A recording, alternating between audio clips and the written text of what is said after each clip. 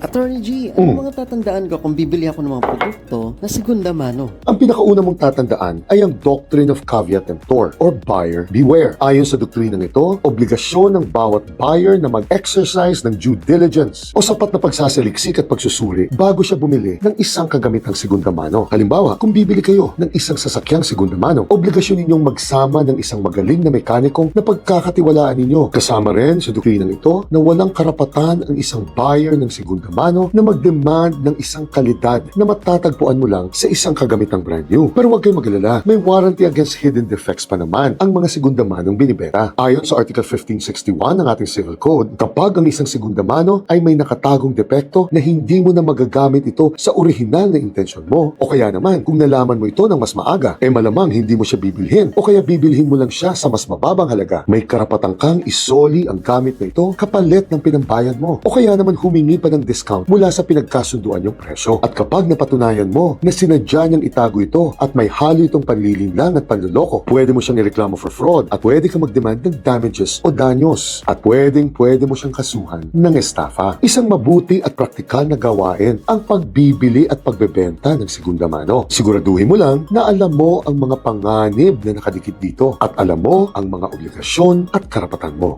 Gina!